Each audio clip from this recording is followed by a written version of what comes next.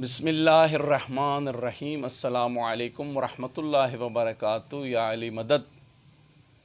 ناظرین کرام، اصول دین میں دوسرا اصول ہے عدل الہی۔ فقہ جعفریہ عدل الہی کا عقیدہ رکھتا ہے کہ اللہ عادل ہے۔ ایک مختصر سے جملے میں عرض کرتا چلوں کہ عدل کی تعریف یہ فقہ جعفریہ کیا اعتقاد رکھتا ہے کہ خداوند عالم کسی پر ظلم نہیں کرتا اور نہ ہی اس سے کوئی ایسا فعل سرزد ہوتا ہے جسے عقل سلیم برا سمجھے۔ اسی اعتقاد کا نام عدل ہے۔ عدل کے اسبات میں یہ چند دلائل دیے جاتے ہیں، آپ کی پیش خدمت عرض کرتا چلوں کہ ہر عقل مند کے نزدیک ظلم برا ہے اور خدا ہر برائی سے پاک ہے، لہٰذا خدا ظالم نہیں ہو سکتا۔ دوسری دلیل، ظلم احتیاج کی وجہ سے کیا جاتا ہے اور خدا کسی کا محتاج نہیں ہے، لہٰذا خدا ظالم نہیں ہو سکتا، خدا عادل ہے۔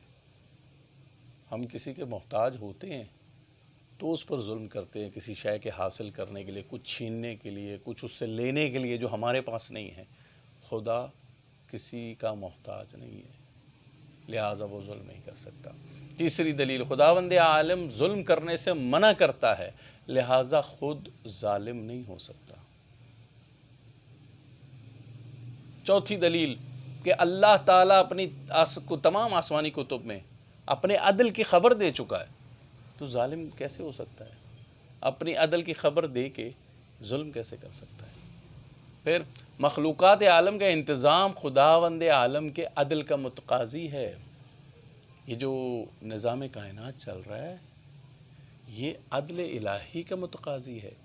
خداوند عالم کے ظالم ہونے کی صورت میں اس کی صداقت پر اعتماد نہیں کیا جا سکتا۔ ایک شخص مثال کے طور پہ اگر ظالم ہے، سب کو پتہ ہے، تو کون اس کی بات کو سچا سمجھے گا؟ کون اس کی بات پر اعتماد کرے گا؟ لہٰذا اللہ کا عادل ہونا ضروری ہے۔ اللہ عادل ہے۔ اگر عادل نہ ہو تو کوئی اللہ کی بات پر صداقت نہیں رہے گی، اللہ کی بات میں۔ تو اس میں بھی یہ امامیہ کا تو یہ عقیدہ ہے کہ ہر انسان آزاد اور خود مختار ہے۔ اپنے ہر فعل میں، ہر کام میں انسان آزاد اور خود مختار ہے۔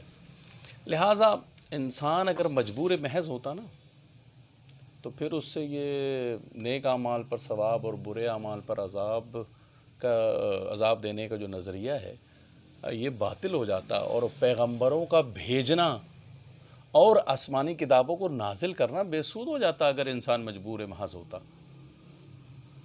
انسان آزاد ہے اپنے ہر فعل میں، نیکی بدی اس کے سامنے ہے۔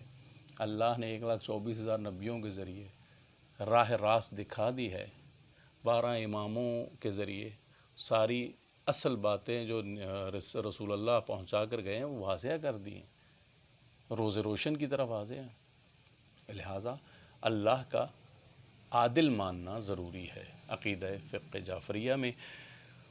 اس میں ایک عرض کرتا چلوں، یہ جو آپ واقعات سنتے رہتے ہیں ٹی وی پر یا اسکالر کے ذریعے آپ تک یہ باتیں پہنچتی ہیں، کچھ دیگر فقہ مسلمانوں کے جو دیگر فقہ ہیں ان کی طرف سے ان کے جو بزرگ یہ ہمیں بتاتے ہیں کہ جی ایک شخص بڑا گناہ گار تھا، کس سے سناتے ہیں نا، ایک شخص بڑا گناہ گار تھا، ساری زندگی گناہ کرتا رہا، تو ایک دن اس نے ایک غریب عورت کو پانی پلا دیا یا کھانا کھلا دیا تو اس کے سارے گناہ بخشے گئے۔ ایسا ہرگز نہیں ہے، یہ سب واقعات من گھڑت ہیں، یہ قصے سارے من گھڑت ہیں، اس میں کوئی سچائی نہیں ہے، کوئی حقیقت نہیں ہے۔ اللہ عادل ہے۔ اللہ ایک ایسے شخص کو جس نے ساری زندگی کوئی نیک عمل نہ کیا ہو، کسی ایک نیکی کی وجہ سے جنت میں نہیں بھیجے گا۔ کیوں؟ اس لیے کہ اللہ عادل ہے، یہ اس کے عدل کے خلاف ہے۔